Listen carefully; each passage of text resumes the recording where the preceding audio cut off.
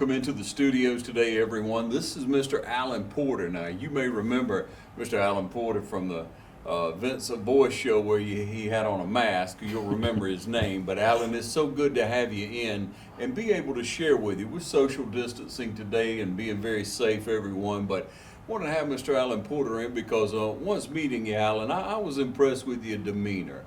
I really appreciate your friendliness, your candor, really. Okay. And so I want to have you come in and just share with us a little bit, Alan. Now, you're not a native of Dublin, are you? No, I'm not. And first of all, thank you for having me here. It's really exciting to be on TV and talk about Dublin and my experience with moving here. Originally, I'm from Chicago, Illinois. I was born and raised there. My parents were from the South, but by the time they married and everything, they moved to Chicago. And I lived there for, I would say about 35 years. The only time that I had left was I attended the University of Missouri for my undergrad and graduate studies in social work. And then eventually I decided not to return to Chicago. Not for what most people think would be the crime or something like that. The reason I didn't is because I was just overwhelmed with the traffic. Also, the weather wasn't very, it wasn't nice like Dublin. So those are my reasons for kind of like moving on from Chicago. Yeah, it's exciting for me to be able to interview you, Alan, Okay. really, because again, of your demeanor, of the spirit that's in you, the kindness and generosity that are in your spirit. And we just don't meet people every day who we just instantly take a liking to, so to speak, you know, that you feel a connection with. So, Alan, tell me about your parents. You say they grew up in the South? Yes, my mother was from Mississippi and my father was from Louisiana, along with my grandmother was from Louisiana also. She also lived with us because my father passed away at an early age. So I was really raised by my grandmother, my mother, and my grandmother's sister, who was my great aunt. And they were from Louisiana, and of course she was from Mississippi. Past Christians, Mississippi, I believe is how you pronounce it. Mm-hmm. And so, Alan, in growing up, what type of neighborhood, where did you live, what part of Chicago? Well, actually, I lived in a neighborhood that you may have heard about from Michelle Obama. It's the southeast side of Chicago. We both grew up in that same community. It was a working class community located about, a mile and a half from Lake Michigan on the south side. What would be known there is the Field Museum is one of the museums that were on the south side of Chicago, and that was in walking distance. Historically, there's a Jackson Park there that was created. Chicago had the World's Fair back in the early 1900s. So they built up that area, built this large park, the Museum of Science and Industry, my correction. The Museum of Science and Industry was the museum that's there. And they built all that area up and eventually it became a working class community. So I always tell people that where I live, I only had to go one block over to the main street and it had as much to do as downtown Chicago. And what I mean by that, you had the theater, you had the 5 and 10, we had a major hotel, everything you need, butcher, baker, everything was right there, only a block away on a street called Stony Island. I ended up going to Catholic school, grade school and high school. And my parents could afford that, but it wasn't uncommon. A lot of kids on my block ended up going to Catholic school. But there was a high school in that area. It was called High Park. And some famous people went there, like Shaka Khan went to the High Park High School. But my parents wanted me to do something different than them to get a college education. My mother was a dietitian and my father was in the military full time. So they insisted that I go to get the academic background so that I could go to college. Yeah. And that went well for you, attending a Catholic school? Yes. It was all boys when I got to high school, and I didn't mind. Back when I was coming along, there was TV shows, The Brady Bunch, and there was another one, I can't think of the name of it right now, where they portrayed high school. and you know, like any other boy, I wanted to have a girlfriend and things like that. But the high school was small, and I found when I got there that the work wasn't that hard. I could achieve my success academically, so I enjoyed it versus the public high school, which focused on vocational training. And then you went on to Missouri. Yes, the University of Missouri. I ended up going there. Nothing in particular reason why I picked that school, probably because they picked me. And I did 4 years there. I lived and worked in Columbia, Missouri. That's where the University of Missouri is located. And I worked for Park and Recreation. And so I enjoyed doing that. I think I stayed there 9 years. Even after I graduated, I stayed there for a while because I enjoyed the city. And once again, I tell everybody that I wanted to leave Chicago because it was cold. And when you live we only lived a few blocks from the lake. That wind would gust across there, and it had some terrible winters. And so, all right, and you worked while you were in college? Yeah, I worked, yeah. And it was convenient. Working at Park and Rec, we usually work with kids or events, so it usually was in the afternoon, evenings, and on the weekends. It was part of my socialization. I inherited a large family in Columbia, Missouri. So inherited a large family. Yeah, and what I mean by that is a lot of people I work with, you know, it was a smaller town, people were more close, and they just sort of embraced me and what I did. We would put on events in the park, like Juneteenth was one of the events that I had never heard of until then. And then what year was that? Oh man, it was in the 90s. Awesome. And then I graduated with my master's degree in 2004. All right. I had not heard of Juneteenth until early 2000s, when it first started being celebrated here in our Dublin community. Yes, yes, That's yes. a wonderful story. Now, how about in high school? Did you work while you were in high school? Didn't really have to. My mother felt it would distract from my studies, but she did allow me to. I worked the summer youth program. So in the summertime, the mayor Daley would give the youth a job. And so I did that and saved my money and bought a car. And when I bought a car, I realized I had to have some income. So one of my first jobs was delivering pizzas. And as I mentioned, Michelle Obama, she lived on a street called Euclid, and I also worked on that same street, just several blocks away, delivering pizzas. How about that? Yeah, so that was my first job. Yeah. And so what did people think about the mayor at that time and the city as a whole, the city government? What was your impression your family gave you? Well, Chicago is a very democratic city. Mayor Daley is probably one that a lot of people know. And he passed away sometimes when I was finishing up grade school. So by the time I got to 8th grade, he passed away. And the city elected a Mayor, Harold Washington, who was the first black mayor of Chicago, followed by Jane Byrne.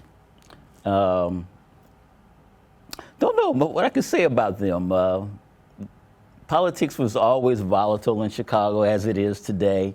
But it's necessary. The state of Illinois is a very Republican state, so there's that contrast between Chicago.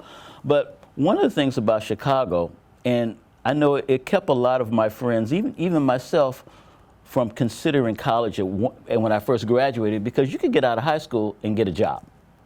The Chicago want ads, and when I say the want ads, that's where they classified jobs, was larger than the entire Dublin paper.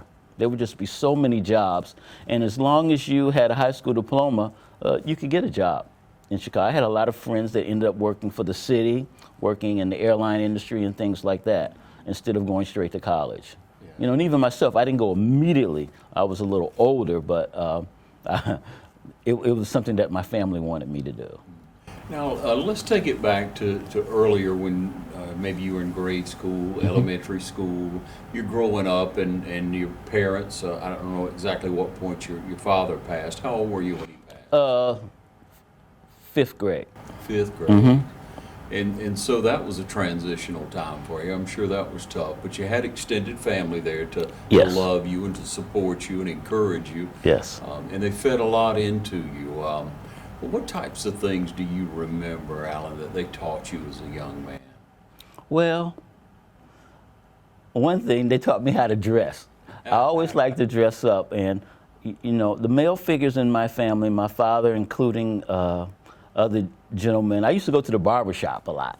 They had hair back then, right? Yeah. So I went to the barber shop, and there would be these old guys sitting around, and they would always give me words of advice saying that, well, you can tell a man feels good about himself by the way he dresses.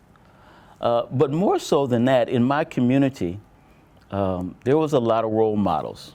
Back then, I know people have heard the saying that it takes a community to raise a child, and it wasn't uncommon for me to run into individuals who inspired me. And the guy that owned, Al Johnson was a guy that owned the Cadillac dealership. And you know, he would talk to you. Ramsey Lewis lived in my neighborhood. He was a jazz musician who sang sometimes with a R&B group, Earth, Wind and Fire. Muhammad Ali lived in my neighborhood for a period of time. But more so, my interactions with people every day, working class, I would see people like my mother and grandmother who went to work and came home, and they would talk to you about what they did. And I was impressed by that. And along with the core values that my parents had for me to do something different besides work with my hands, I just followed that. It wasn't hard. I saw that everywhere I went. To me, growing up in Chicago, there was nothing that a black male couldn't be. Because I saw it everywhere I went.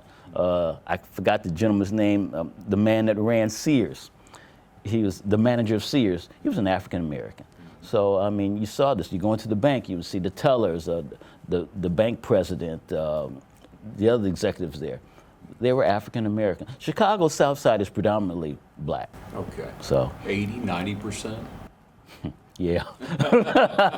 The only part that I remember being black would be Bridgeport, where Mayor Daley's community was, and also Hyde Park was Chicago was sort of sectioned off into these districts. So yes, those two areas. Hyde Park was the University of Chicago. Oh, I didn't mention that. That was also very instrumental in my life because I lived in the backyard of the University of Chicago.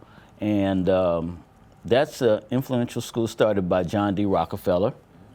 And I remember one day I kind of cut class, got in trouble for it because one thing I learned, when you go to a Catholic school, the nuns know who was supposed to be in class. But I went over to the University of Chicago and sat in on one of the lectures. And I realized at that time, just kind of sneaking in and sitting in the back, that I understood what the professor said. And in my mind, I said, you know what, college, it can't be that hard. I should be able to do this. And I left there with a sense of enthusiasm, knowing that if I decided to go on and get a higher education, it was possible. So it was well worth skipping a day of class. Yeah, but the nuns didn't see it that way at my school. It all turned out well. We're talking to Alan Porter, everyone. We'll take a short break and be back with my new friend. Hi, I'm Helen Powell. Been serving the Middle Georgia area since 1985. If you would love an exciting career, please call me. Careers in Cosmetology, 129 North Franklin Street, 272-1967. Hi, I'm Ashley. I'm an upcoming graduate from Careers of Cosmetology. It's been a wonderful experience, and I encourage you to contact Ms. Helen Powell for more opportunities. Hello, I'm Christy at Careers of Cosmetology. I've recently enrolled here and I'm excited about the opportunities that lie ahead. Hey, my name is Daphne Jackson. I'm excited to be enrolled in Careers in Cosmetology. If you would like this opportunity, contact Careers in Cosmetology. Hi, my name is Caitlin. I've been enrolled in Careers in Cosmetology for about 4 months now. I'm really enjoying it, and I think if this is the career for you, you should definitely come see Miss Helen Powell.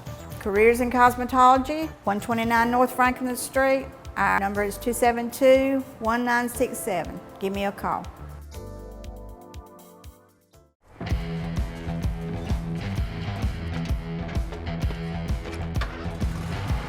You've got miles and miles of grass to mow. So you're going to need a machine built to perform. Day in and day out. Season after season. You're going to need a Gravely, built to mow the distance. now at Myers Equipment Supply in Dublin. Back with Alan, and Alan, when you were growing up in Chicago and you moved around, experienced life, and you say you watched TV shows, so you got an impression of, I guess, news and other communities. The news back then really represented what was going on, throughout our nation and world. What kind of impression did you get in comparison to where you grew up and where other people grew up, or could you make that? Well, my family traveled a lot. I remember one time we took, I believe it was Route 66, all the way out to Los Angeles, or at least to California, and then my grandmother had a half-brother that lived out there. And the answer to your question is most of the places that we went, I used to go to New York quite a lot, were similar to where I grew up. And even if they weren't, they were working class communities. It just was I don't know how to explain it to you. I'm trying to figure out what you're looking for here. Did you find you had a lot in common with other people? People are pretty much all the same anywhere you go? Yes, I have to say that. And in particular, one time, the church that I attended, they had an event where the kids it's called Greater Bethesda, there's a church, it's Baptist. The kids from my church went to Wisconsin to stay with a family, and they were a white family. Tail was the gentleman's name that I stayed with, his parents and him. And then it was an exchange. After a period of time, they came and stayed in Chicago. And it was in Wisconsin. I forgot what the city was called, but I learned that his family was very similar to mine. They were farmers. I always thought that growing up in the city, when we would travel and you go through the countryside, you would see these large farms. Actually, corn and wheat is the major crop in Illinois. And I always thought the farmers were rich because they had all this land compared to, we had like a third of an acre with an apartment building on it. So I figured the more land you had, the richer you were. But I learned that wasn't the case. They suffered hardship, just like anyone else. But when I got there, it was very easy for me to socialize with the kids there. And so I had a very good time, and we went around and did everything. I had my first experience with well water. Didn't like that, But besides from that, as far as education, socialization, family values, it was very similar to mine. And then, of course, they came down. When I say they, the families from Wisconsin came to Chicago, and the parents came with them. And at first I thought, well, maybe because Chicago's such a large area and they were apprehensive about their children being, in a major metropolitan area. But come to find out, the parents had never been to Chicago. So they were just as excited as the kids to travel. I have to say, I do a lot of things in Dublin and Macon, and the Harriet Tubman Museum in Macon. Yes. I talked to the curator one time, and he was, the museum, they have a new museum. Yes.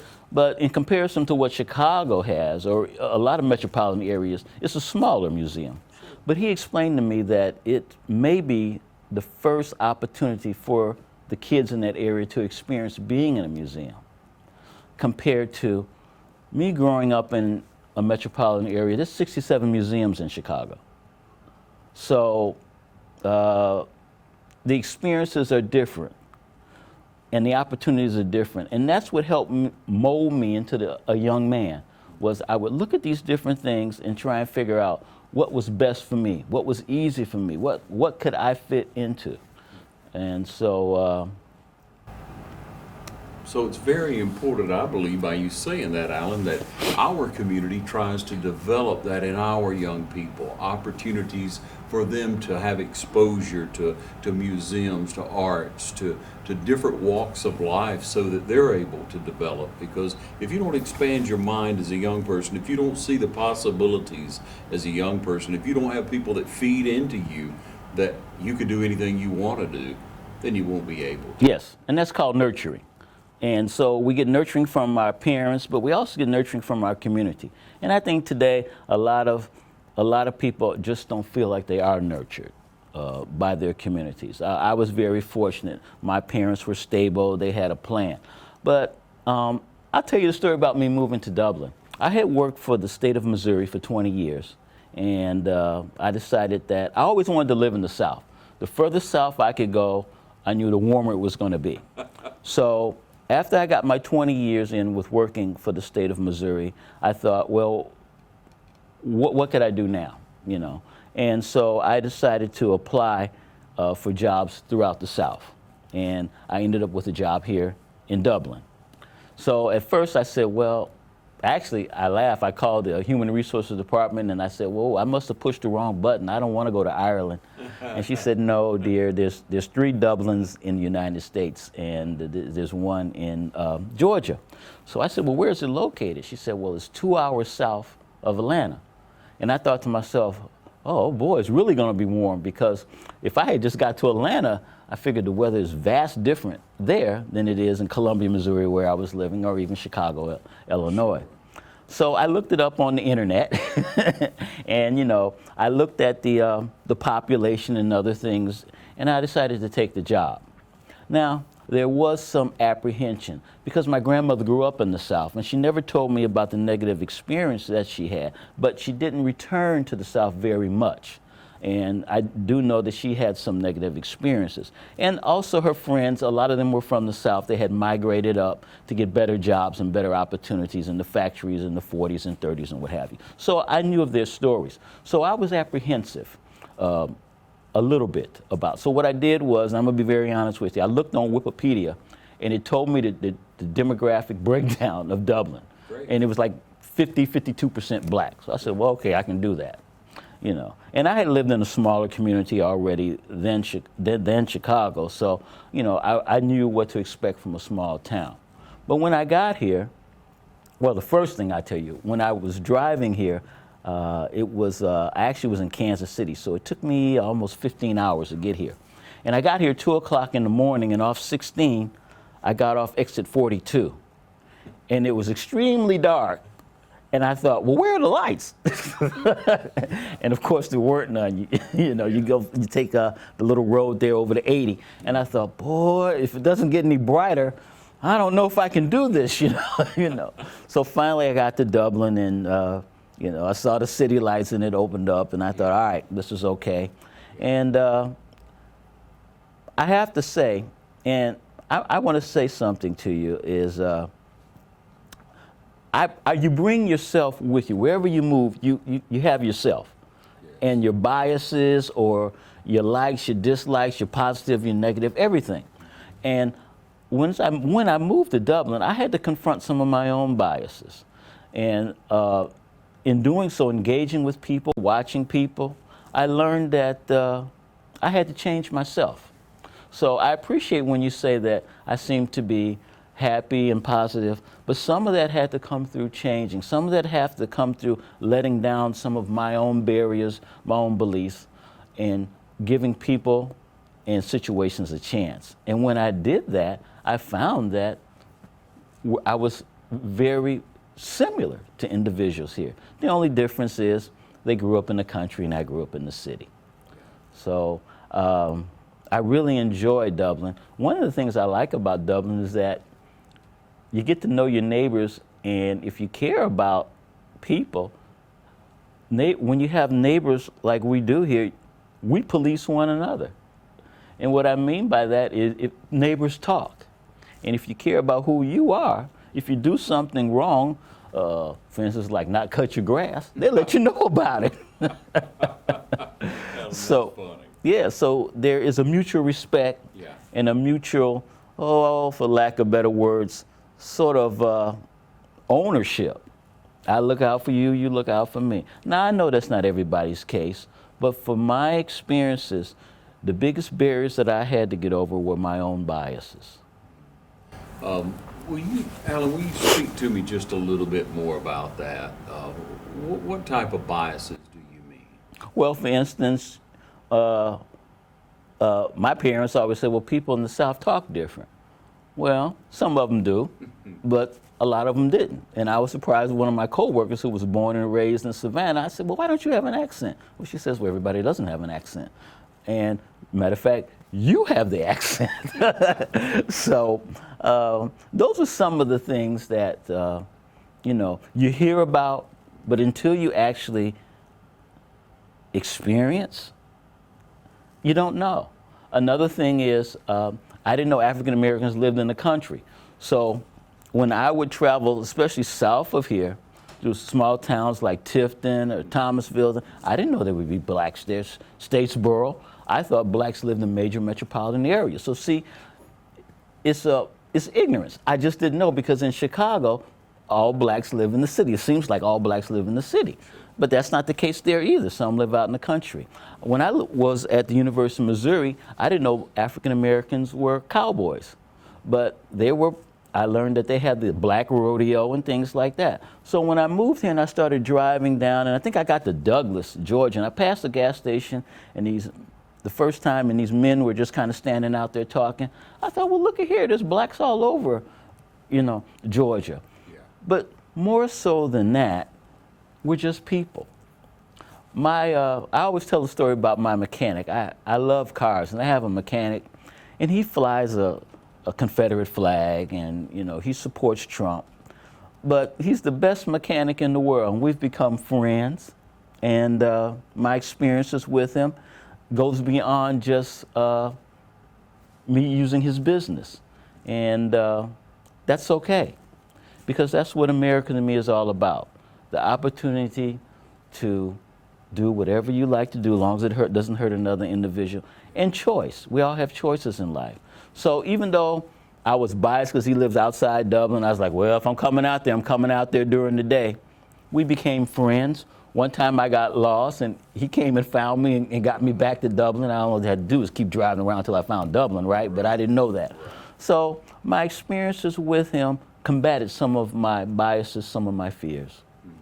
And vice versa, him with me. He never met anyone like me before, he said. Yeah. So, you know, and if that guy, if he cuts his arm, he bleeds motor oil. That's how proficient he is with automobiles. I really enjoy our relationship. Love it, Alan. I do. We're going to take another short break and be right back. Okay. You stay with us. Stay tuned. Lawrence County's leader in hometown banking is Farmers State Bank. From our customer service professionals to our mortgage specialist or any of our professional lenders, we're committed to making banking as easy as FSB. Farmers State Bank, with locations in Dublin and Cadwell, member FDIC, and an equal housing lender. Stop by today and find out why we make banking as easy as FSB. I'm Glenn Register with Hometown Supply, and we want to remind you that through these tough times that we are here for you. We stand ready to assist you with whatever you may need, from appliances to hardware, from lawn and garden supplies to tires and batteries. We are here for you. Come in to Hometown Supply and let us help you today, or call us at 272-0345. We can help you select whatever meets your needs, and we will deliver it right to your home or office. We offer in-house financing to fit your budget. This is our community, you are our neighbors, and we're in this together. Just remember, if you can't do business at Hometown Supply, you just can't do business. All right, back with you, ladies and gentlemen, and you can see why my desire to have Alan to come in, Alan Porter here, to be able to come in and speak to us, because Alan growing up in Chicago, going to school in Missouri, then transferring into working here in Dublin at the VA, and just becoming a part of our community shows me how we're all the same in ways and we're all different in ways. And we're all human beings. We all want to get along and have a happy life. But I want to talk to you a little bit, Alan, about what it means to you to be an American. Well, it means a lot. And what I mean by that is what freedom we have. And I'm pretty ignorant because I've never been outside of this country, where my girlfriend, she was in the Air Force for 20 years. So she's lived all over the world. I'm really jealous because I want the opportunity to see what it's like overseas. Like many of us, I grew up during the Kennedy era, the Nixon era, followed by, who was that, Carter, and then Reagan. And America is a strong country, and I believe it is. And there's a democracy here. And the opportunity that we have here, that I've been able to take advantage of, a lot of places you would not be able to. It seems like we're very vulnerable at this time, but at the same time, it's the people of this country that makes it a strong country, and it's all the people. And right now we're addressing certain things that are really needed to be addressed and are overdue. But I have to remember what America means for me is the opportunity to achieve my family's values, to carry on my family's values, to achieve my goals, and to pass it on to my family. I have one daughter, and she is 37 years old, and I'm very proud of her because she's an attorney. And, you know, when I was in college, I had a classmate, he was from Africa, and he told, I forgot what country, but he told me in Africa, if you wanted to go to college, you couldn't get a Pell Grant or student loans. You had to have the money. The same thing with buying a car or buying a home. There was no lending institutions. So he says it was very difficult to have upward mobility. And I thought, wow, here we take a lot of things for granted in America. The ability to travel, the ability to make choices, the ability to obtain a higher education or training, and the ability to live wherever, the choices to live wherever you like. And that's unfortunate. And for some, it's more difficult than others. And I realize that. But for myself, knowing that I stand on the backs of other Americans who were able to accomplish certain things and open the doors for myself, and really tells me what America is all about. It's the land of opportunity and the pursuit of happiness, and whatever happiness means to you. And Alan, when we see people come over from other countries, European countries, wherever they may come from, and go to work in America, and then you meet them and you start to make a friendship with them, you learn from them that this is a land of opportunity. There is nothing like America. We do take so much for granted in America. We take so much for granted right here in our own community, in the opportunities that we have. Education has come a long way. Now, you had the opportunities because your parents pushed you, and because of where I'm sure you went to high school, you got a good education there, was able to go on and get your, your Bachelor of Science or whatever it is that you received from Missouri. Do you feel like it's gotten better even from that time for opportunities for our young people to be able to continue their education? Well, it seems like, it really seems like. I always, when I talk to my friends, I stay in touch with my high school friends, and we talk about our generation being the first generation to really be able to go out and do what they want without any stipulations. Most of my friends, I have a friend that's a retired colonel. I have most of my other friends, they work in academics, teaching, things like that. Actually, I talked to a very good friend of mine who works at Emory Hospital. She's a doctor. And so we all kind of are close-knit, but our generation really feels we were the first generation that didn't have stipulations. So my daughter, I mentioned I had a daughter, my daughter had the opportunity not only to hear from me that anything's possible, but she had the opportunity to see it. Right. And that molded her to say, well, this is what I want to be, because my father and mother were able to do that.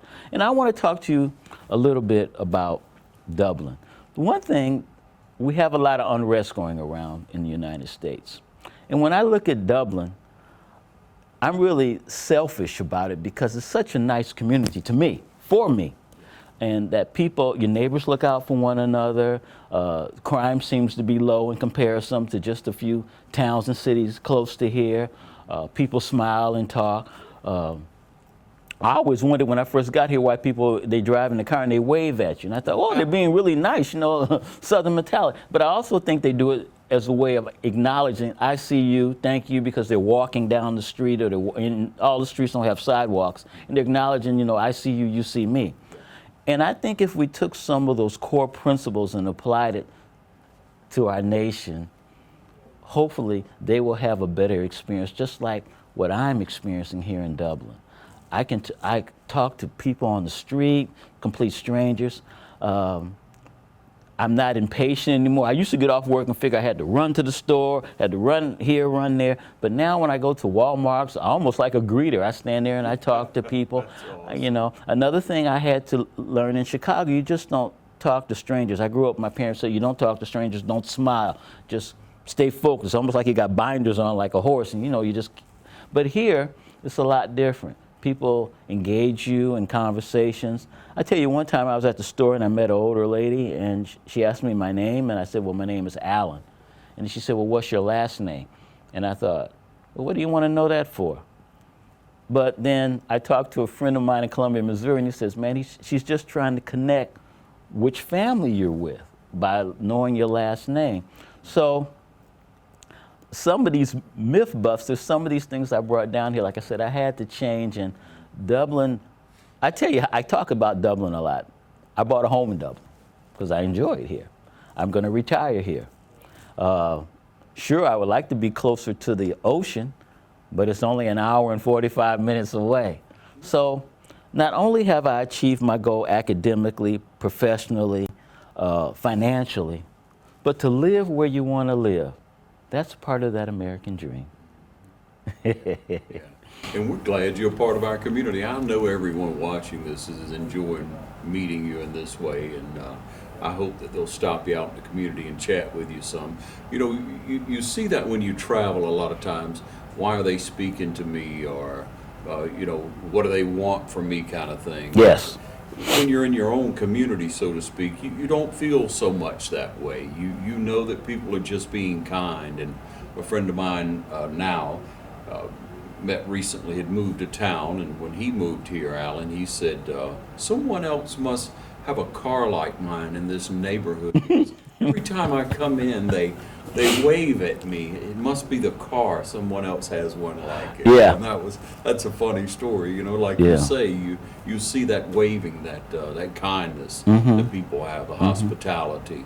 Would there be something of our community that you would like to see enhanced?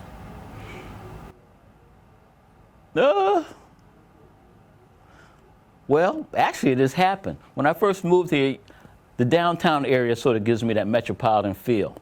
But it was kind of small and quaint, and it seemed like there was not a lot of business going on. But now downtown Dublin seems to be growing and changing, and I'm a little guarded. I don't want Dublin to grow too much now. Matter of fact, my friends ask me, they say, well, where actually is Dublin? And I tell them this, I say, we have peaches to the north, and we have beaches to the south. And they say, well, man, that really sounds exciting. I'm going to come down. I say, yeah, you can come down for a visit, but don't stay too long. So the things that, you know, the downtown area is growing. I would like for people to, young people, to have the opportunity to do whatever it is they would like to do. But that comes with a sense of personal responsibility, you know. And what I mean by that is, if you want to do something, I believe the opportunity is there. You just have to go out and find it, wherever it is. It used to be that if you wanted to go to a major university, let's say, you would have to leave towns, small towns, but now they have classes online where you can do that. Job opportunities, you might have to relocate. Don't be scared to move. Don't be scared to experience things. I moved here without knowing one individual. And now I have friends and family. And my girlfriend, she is from Miami. And she was living in Warner Robinson. Now she lives here. And we really enjoy it.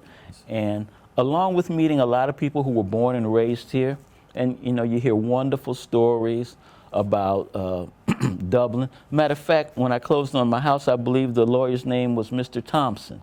Do I have that right? You do.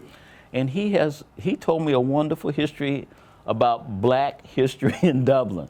And I was shocked coming from him. I was like, wow, he knows so much. But see, those are the little ambiances about a town like this. Yeah. You know, you meet people, they have a wealth of information to share, and that brings me closer to the city. I'm older, so there's not many venues in the evening that I attend. I don't go to bars or clubs anymore, and they're not here in Dublin. And that's a good thing. I mean, I'm sure they have a few. Yeah. But there are venues that I go to. I'm in bed at 8 o'clock like everybody else, fussing about, like every other old person, I fuss about, how come the sun's still up? But I go to the city hall meetings when they were having those, and I enjoy engaging with our city officials. And even one time I got a speeding ticket, and I can't think of the judge's name, but she was so nice to me. I got a speeding ticket here, and on 16, and when I went to court, the judge says, "Hey, you're my neighbor," and she lowered the fine. So even that was a wonderful experience. And I just want that for everyone out here, you know, in Dublin, in Georgia, in the United States, to take advantage of these opportunities and grow and give back. You know, you grew up in Chicago. I grew up here in Dublin, Lawrence County. You know, went to school just mostly around, done a little bit of traveling, not very much at all. Your personality and mine are similar in some ways, but we have had a lot of different experiences. And we look at young people. You know, you're from an era, I'm from an era. The young people are from a different time altogether, with so much information being at their fingertips, with everything flying at them in a moment right there. As so many of us have that, but at least we have some standard. We have something that has been built for us, an understanding of people in the community and the world, and things that have been fed into us at a middle age or what have you. Whereas young people, you know, can be very easily influenced. We were when we were real young. Oh, yes. Sure. But if you look at the young people today, and you have a good grasp of that because you're a counselor of sorts, you help people deal with situations that they're going through. Yes. What would you tell young people today who are facing so much going on around them? Well, I think one of the things I would tell them, and I'm a social worker, so I study psychology, and one of the things I would tell them is the process of thinking. If before you act, think about the consequences. Usually, there's stimulants that we have, and usually what happens, there's an event that causes a certain feeling, a certain thought, and then there's the behavior. Well, the feeling and the thought that you may have may be programmed automatically depending on your background, but the behavior, the consequences for that behavior, whether it's good or bad, it's just like when you speak to me. I hear it, I might feel warm, receptive, and then I speak back. That's the way the human system works, our mind works. It's with our feelings and what have you. So, for our young people, think before you act. That's basically it. If you're faced with a dilemma of this may not fit in with my core values, think about the consequences. I do it a lot myself. With speeding, I learned if you don't want to get a speeding ticket going to Savannah on 16, I set the cruise control to 72. Eliminated it. Otherwise, if I speed or allow myself, the consequences is I'm gonna have to spend money out of my pocket, right? So a lot of times if young people are on the fence, ambivalent about the decision or what they wanna do, peer pressure, think about the consequences of that decision that you make and try and do the thing that is best for you. I have to say with the internet and what we have, the information highway as they call it, kids have way more choices and are influenced by a lot more information. I'm gonna tell you, I was in the store in Macon, Best Buy I think it was, and I was looking for a clerk to help me find something, and I couldn't find one. So I got frustrated. You know, I'm old, got old, frustrated. Where the clerks at? They don't have enough clerks. Then finally I found one, and I told him, I said, hey, I'm looking for such and such, and he says, why don't you just Google it? And at first I was like, what? I dare you. But then I thought about it. Why not just Google it? Matter of fact, Best Buy is set up to tell you what I was seeing. So I learned from young people because they have all this host of information just in our phone. I can remember when my family used to travel across the highway, the men folks would be arguing at the women about the map, you know. No, baby, we turn here and it's a shortcut getting there. Now we got a GPS. I can just sit back and don't worry about it. Matter of fact, I use a GPS just to get here, even though I knew what vicinity it was in. So kids today have a lot more opportunity. They can FaceTime with people halfway around the world. They can learn more about jobs. They don't have to go to the library like we did and have a satchel full of books, you know, although books are important. And that old form of reading and learning is important too. But the combination of both gives our young people the vast majority of them more information to consume. And where they have to pick and choose what's best for them to what is detrimental to them. Good advice. You mentioned your daughter earlier. What's her name? Her first name is Destiny. Destiny. Yes. Great name. Yes. And she is a labor attorney in Chicago. And I tease her because, you know, a lot of time, I didn't even know this, but I thought lawyers practice in all fields, criminal law, labor, you know, but their expertise in particular sort of law. So she became a labor attorney.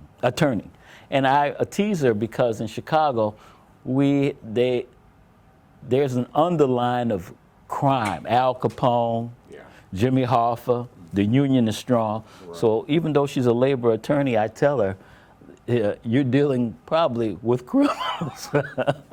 So Chicago has that underline about it. But it's a wonderful place, and I'm so proud of her and what she's been able to accomplish. What do you think, advice-wise, that's been most important that you've shared with Destiny over time? What would you hope that she got out of her relationship with you? Well, I'm old and sentimental now, and you know, one day we were talking on the phone, and she says, Daddy, I don't need you in my life, but I want you in my life. And that really touched me because she's independent now, and you know, she's on her own. She has 2 children. I have 2 grandchildren. And she really didn't want me to move here. She wanted me to move back home because she has a boy and a girl, and she feels just my presence allows them to get an idea of what an adult is supposed to be. And I get that from my mother and grandmother, and I suppose they get that from their parents too. I have a Bible at home like most of us with all the names as far back as they could go, like my grandmother's father. He was a pastor, and he was also a farmer and a fisherman on the Gulf of Mexico. So, and I'm sure, you know, whatever I decided to do in my life, I looked to those people. And what would they say? What would they think of me now? And I think they would say, job well done. So I passed that along to my daughter. And that's the connection we have, is to model being an outstanding person, a good person, or whatever that makeup is, an international person, an American, whatever that makeup is. Pass that along so that they can have the same core values. A lot has changed in our world. A lot has changed in your and our world. That's right. You know, we went from listening to, at least I did, records and 8 tracks to my grandson asked me, what is a CD? And I thought, what? You don't know what a CD is? You know, and I remember when it first came out, I thought that was it, you know, right? Yeah. But now we've come to a point where, you know, TV. I was the first of my friends not to have cable. I have the internet TV now, you know, and things are changing at such a fast pace, and we have to use this information in order to pursue your dreams. So you mentioned your mother and your grandmother. They're no longer with us, right? So if you could tell them anything at this point in your life, something that you could say to them, a statement you could choose to share with them, what would you tell them, Al? Oh, I don't think I would tell them anything. I would just let them see me, and they would know. They would know. I think that's all it would take. And I know I'm tooting my own horn. That's what I feel like this conversation has gone to. But I'm really proud of the opportunity that I had, the era in which I grew up, the value system and stability that I had from my family, in which I was able to pass on to my daughter. And I think if they magically showed up here today, they would realize that from the smile on my face, the way I carry myself. They may not recognize me because of my bald head, but everything else, you know, I think they would say, job well done. I'll share this with you. I'm a cancer survivor. And at first, when I was diagnosed with cancer 5 years ago, I I didn't think I was going to survive, you know, because I didn't know. Even though I worked at a hospital and when I didn't know much about cancer, I thought, boy, this is a death sentence, you know. And one of the things I enjoy about Georgia, I took off from work. My job allowed me some time off. And I sort of summed my life up. And I came to the realization, everything that I was supposed to do, I've done. I've accomplished it. If I were to pass away today, what would they say about me? And I was happy in my review what they would say about me, in my own personal assessment, what they would say about me.